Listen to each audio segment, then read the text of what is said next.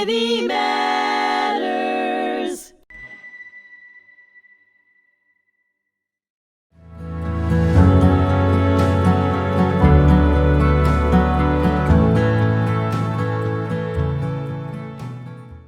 Hello, my name is Arnie Herz, and welcome to Habits of a Whole Heart.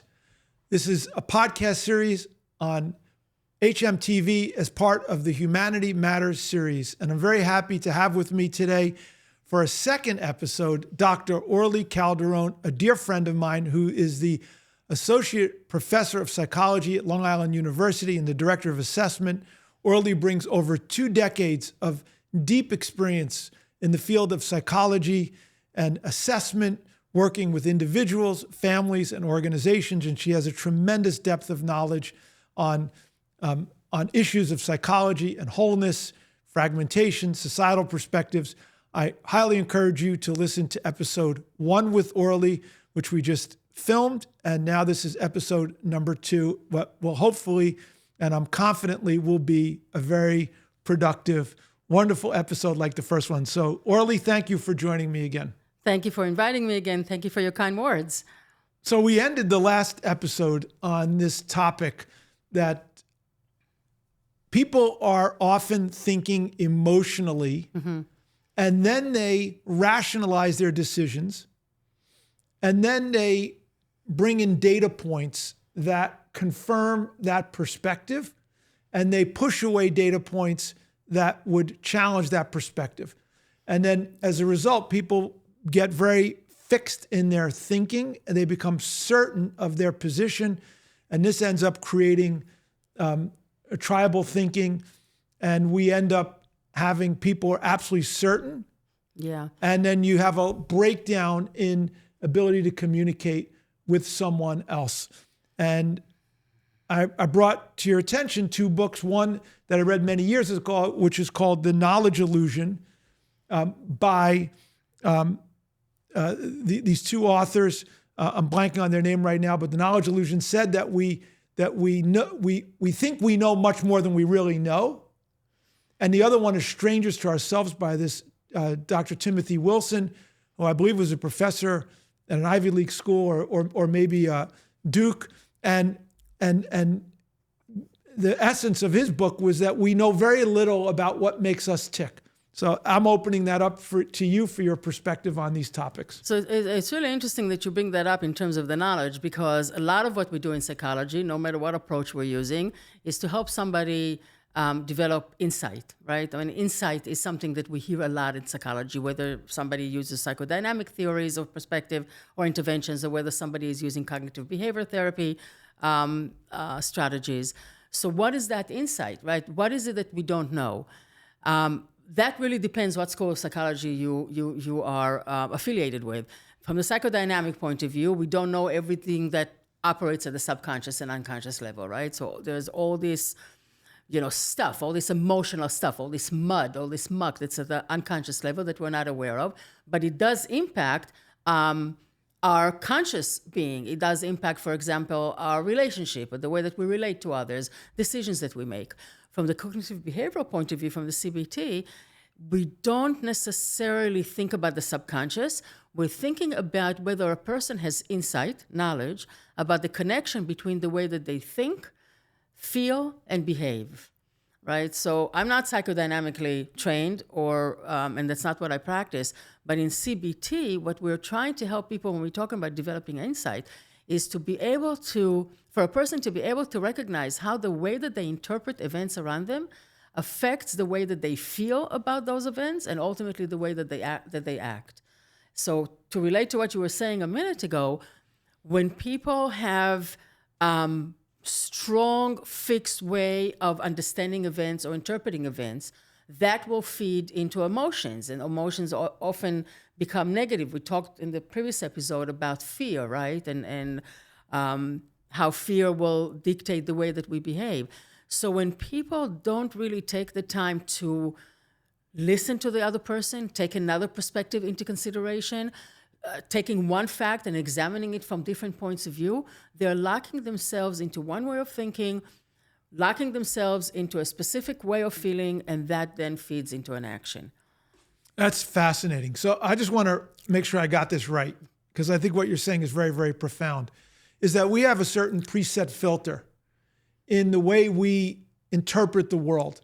So we may be interpreting the world through a prism of fear. We may be through different perspectives and biases that we're not even aware of, that's ingrained within our system from our upbringing, from our experiences in life. And this is playing in the background and we have no idea. As a result of that, we start perceiving certain things in the world. Exactly. And that comes into us and hits us in a certain way, and it generates a certain emotion. Exactly. That emotion of feeling uncomfortable, we now have to try to understand what that is, and we start thinking. The emotion triggers the thinking, and then the thinking generally will affirm what's going on with our belief system that was unconscious and with our emotional feeling. Exactly. And then this creates us in a cycle. And so the only way to get out of that cycle is to take a pause and say, I understand how I perceive this, and I am not 100% certain that this is reality. I'm open to the possibility that I may not have gotten this right, and that there may be a different way to look at it. Yeah, exactly. You know, Aaron Beck many years ago called it a schema, right? So we operate by certain schemas, which is what you said before, the way that we are interpreting world around us. What is missing from your recapping of what I'm saying, or what I was saying, is the action, right? So there's the connection between the way I think, the way I feel, and then the way I behave. And we talked in the previous episode about what happens when people engage in aggressive behaviors, right? Or in antisocial behaviors. Well, that's what happens. There's a way that they think about the world around them, the way that they feel about that, and that translates into actions. And when the thinking is faulty, not in terms of necessarily content, but the way that we interpret the content, it leads to negative emotions. Negative emotions will lead to negative actions. The good news is that the other way around is also true. If we're able to think about something and find the positive in it, we will have better way of feeling about it, and that will also dictate more positive actions, more productive actions. It's a fascinating point. Again, and I'm thinking about, like, this week's Torah portion is Parsha Noah, which is about Noah and the flood. And one of the interesting things is that at the end of this massive flood, God gives civilization a new lease on life. And Noah leaves the ark, and instead of feeling positive about this new opportunity and being able to recreate life, his cynical perspective causes him to plant a vineyard, and the first thing he does is he gets himself drunk and gets himself into trouble.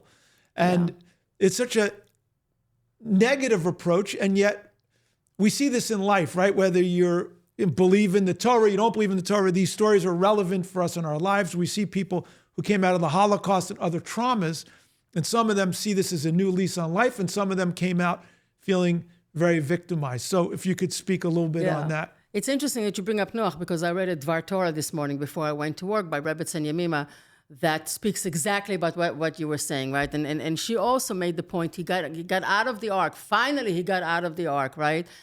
But the sense of despair, perhaps, or whatever, the sense of closure in the ark stayed with him. He needed to plant a vineyard and to get drunk in order to release that. And Hashem, God, got angry at him because he said, what are you planting vineyards for? Go ahead and plant wheat. Give bread to the world so that you can move the world forward, right? We talked about trauma in the previous episode. Clearly, people who survived the Holocaust went through awful traumatic events, right? Many of them were able, with support, with a new way of looking at life, understanding that they have an opportunity to rebuild their life, to live very productive lives. That doesn't mean that at night they didn't have nightmares. That doesn't mean that they didn't have their moments of broken heart over everything that they've lost, but they were able to move forward. There are other people who unfortunately were not really able to overcome the negative impact, the emotional scouring, not to mention some of the physical scouring that they brought with them when they came out of the camps. So, Orly, on the last episode, you were talking about the idea of wholeness, that it doesn't exist from a psychological perspective, and that it's a matter of spectrum of everyone is dealing with some nicks and bruises and some deeper issues, and that we're really trying to be resilient through coping mechanisms. And here we are in society, and everyone is got aspects of where they're thriving, hopefully, and most people and many people have aspects where they're being held back, where they have pockets of old routines and ruts that we all fall into. And you talked about coping mechanisms. Mm-hmm. What are the key coping mechanisms that our listeners can adopt to start healing those aspects that are holding us back, old belief systems, old patterns, and also what are the skills to make sure that the filters that you just talked about, the schema of Aaron Beck, was that his name? The schema that comes through. What are some of the suggestions here, the key takeouts of how to live more successfully? So there are many ways to think about how do we deal with what holds us back. And sometimes it's things that have happened to us in the past, which we cannot change. You cannot change what happened to you in the past. You can change the way that you are thinking about how that past event is impacting you now. We call this reframing. That doesn't mean that you ignore a negative experience that has happened in the past and perhaps still even continues to happen. It means that you're reframing it and trying to think about, what can I learn from this? What can I do to grow from this experience? A lot of people think that when we talk about growth, it means that we are ignoring the fact that there is something very painful there. Sometimes embracing the pain is also a coping skill, right? I embrace the pain, I realize that something difficult is happening to me, but I'm also growing from it. There's a whole field of psychology that's called PTG, post-traumatic growth.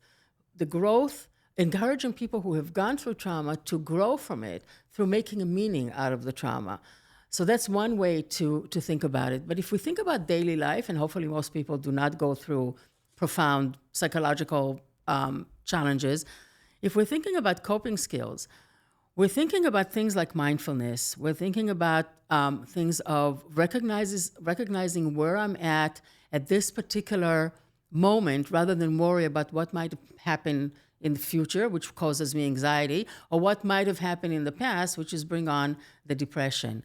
We're talking about recognizing, how do I want to go to where I want to go? You know, there's a whole field in psychology that's called motivational interviewing. It started in the early 80s. And what motivational interviewing is saying is this: people are not resistant to change. They're ambivalent to change. They know what they want to change. They know that I'm here now, I want to be there tomorrow. They just don't know how to get there. So when people are able to define for themselves the objectives to the goal, that is going to be a good coping skills. What do I need to do? What steps do I need to do to be successful at my job, to have a better relationship with my children, to have a better relationship with my spouse? That all speaks to awareness. What you're really talking about is that people who feel anxious or depressed or stuck, or to the degree to which, based on your schema, we all have those times where we feel anxious or depressed. Exactly. Right? For all of us, because this is for everyone, is that having this empowerment, like when we're feeling depressed or anxious, we feel the powers outside of us. And many people feel powerless in those moments. And you're saying is that, what can I do? What's within my control that I can now take this situation and grow from it? I want to elaborate for a second on the concept of powerlessness. Sense of powerlessness is the most debilitating feelings that a person can have, because we feel helpless. And helplessness is a terrible feeling where there's no hope, right? When we feel helpless, we also don't feel hope. Motivational interviewing, the approach that I just mentioned, speaks about the fact that people need to recognize that they always have a choice. They always have a choice. Sometimes the choices seem terrible. Choice A is awful and choice B is 10 times more awful. But there is a choice to go one here rather than to go there. And even if the choices are difficult, at least I have a sense that I made that choice, right? I got myself to here, and I know that I made that choice, and now let me deal with the ramifications and what's going on. But if I feel powerless and I don't know that I got here, I feel that I'm, just flaying around. And this is particularly important to recognize that people need to feel that they're in control of their lives, right? I'm not talking about the fact that if you believe in God, the way that one understands it, I'm not talking about the fact that there is some sort of divine intervention and control. I'm talking about the fact that I feel that I'm in control of my daily life. When we're able to gain some control, we'll also gain a little bit more of emotional peacefulness of mind. So one of my role models, who I never met, unfortunately, who I really respect tremendously, is Nelson Mandela. Yes. Who in prison, giving up 27 of the best years of his life. And it was very moving when I went to South Africa a year and a half ago to go to Robben Island.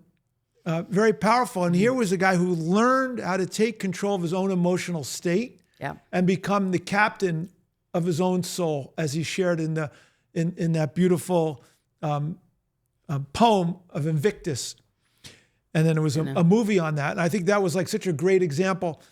And I think sometimes when you have this choice, I look back on my own life, that you make a conscious decision that I'm here, this is happening for a reason, and it's my job to make the best out of this situation. And in a sense, it's a little bit of faking it till you make it. Like you commit to that, and then you manifest it. Because you may not necessarily feel it at the first instance, but then you're just all in. How do I take this in the best possible way? 100%. And yes, maybe there is a little bit of faking it, because there's no doubt that some people, like Nelson Mandela, like the hostages who just came back home from Israel, to Israel, there's no doubt that sometimes we really find ourselves in dire circumstances that really, I did not choose to be here. How do I cope with being here? I read several interviews with the hostages in the last couple of weeks. Several of them were saying they made a choice of praying. One of them was making a choice of a mantra, Shema Israel, Hero Israel. They made choices that didn't help them to get out of there, but helped them to survive while they were in captivity. Same thing with Nelson Mandela. Another person whose motto is on my first year class syllabi: education is the best weapon that you can use to change the world. And so what do you mean by education there? Knowledge. Of course, I put it on my syllabi vis-a-vis academic education, right? But he really did not just mean academic courses. He meant education. Educate yourself. Learn about the world around you. Learn about other perspectives. Learn about other people. Learn about how to communicate and tolerate the other. Tolerance for him was a very, very big deal. And that's one of the things that's lacking when people are so fixated, to go back to the issue of the schema, when people are so fixated on a way of thinking, it interferes with tolerance for another point of view, and by extension, it interferes with tolerance for the other person. So it's very interesting. As you're talking, I have a bunch of things in my head. One of the most important meetings I've had in my years doing the advocacy was with the former head of the neo-Nazi party in East Germany. Oh, that must have been fascinating. And he... when I listened to his life, and I realized if I had his father and his social structure in East Germany at that particular point in time, and the way he was bullied, and the friend group he got into, and the belief system he adopted, I totally understand how he believed what he believed and what he did that he did. It was only later on where he began to realize that so much of what he was taught about Jewish people and non-Aryan people was false. And he started seeing a humanity in the other.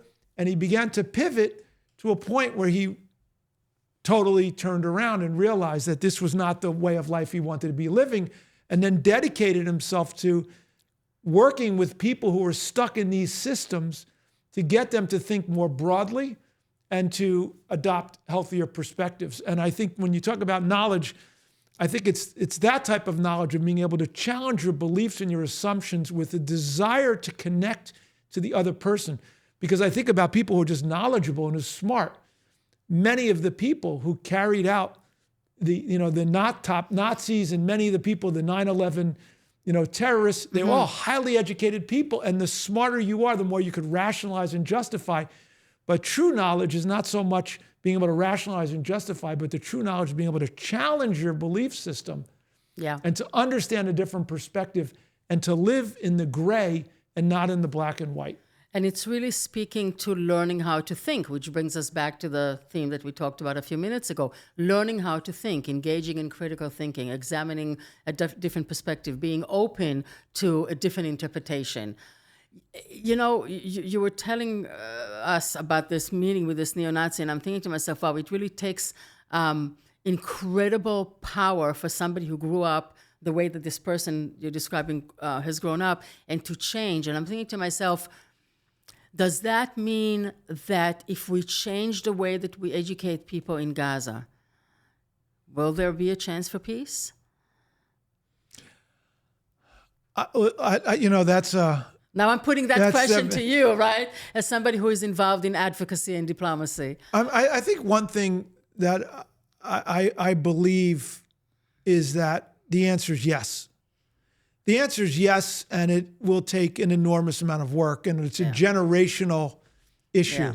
To anyone who's got fixed thinking, and we see this in Israel, and we see this in Gaza, we see it in the West Bank, Judea and Samaria, we see it all over the world.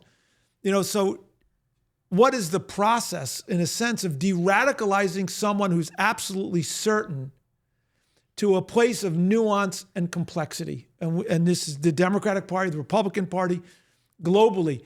And so we see this happening, but it's a real challenge to get people to be open to that process of growth, to see and expand their perspective and make room for another perspective without it having to be put into a narrow bucket. And I believe that many people have done it, and many people have yet to do it. But ultimately, I do believe that we are moving towards an era of what Judaism would call the Messianic era, or Eastern philosophy would call the Age of Enlightenment, where people connect more to that aspect, their godly soul, that's connected to everyone and everything. And when you realize you're connected to everyone and everything, instead of demonizing them, you begin to understand with empathy. It doesn't mean you accept. It doesn't mean you can empathize with someone who's become radicalized, and at the same time disagree firmly with their actions and their behaviors. But ultimately, I believe that this is possible and this is going to happen. And how does it happen? Through conversations like this, and through everyone beginning to transform themselves and bring out the best of what they have to offer. And now, through our interactions and societal interactions, each one of us have a network and start expanding that network. And this is the work that we're doing here. And I think that it's very important to do programs like this and conversations like this and bring it to the awareness of people. I also think that it's a lot easier for people who live in a society. I mean, yes, we have a lot of division in America right now, right? A lot of schism, but it's still a free society where people feel more or less free to speak up their minds and think the way that they want to think. People who live in societies that are governed by fear and terror, even if they wanted to change their perspective, the fear holds them back. And I really don't know how to think about it certainly not as a private person, but even as a psychologist, I don't know how to think about it in terms of changing it at the micro level, changing the way that people think, or changing it more at the macro level, the way that society is being governed. It seems to me that if we're able, and maybe I'm wrong, but it seems to me that if we're able to establish a system of governance that is not governed by terror, that is not ruled by terror, when we're going to give people more space and safety to grow, they will change. I don't believe that people in Ukraine or Russia or Sub-Saharan Africa or Gaza want to live in a state of war. I believe that people basically want to live lives that are safe, secure, raise their children, put food on the table. So maybe you're right, and there will be a chance for change in Gaza, in the West Bank, and by extension to the rest of the world. So I think going back to your point, is this a top-down approach or a bottom-up approach? And I think that it's both, in the sense that leadership, when we think about the Torah, it's all about leadership. Moses, Joshua. That the leader sets the tone for society. is essential. In organization, the leadership is essential. And what we need is enlightened leadership. Yes. Enlightened leadership meaning people who understand that despite our differences, fundamentally we're connected. And that for society to move forward, it's not about divisiveness, it's about connectedness. And at the same time, having discipline and rules. And so it's not anarchy. There's laws, there's rules that have to be followed.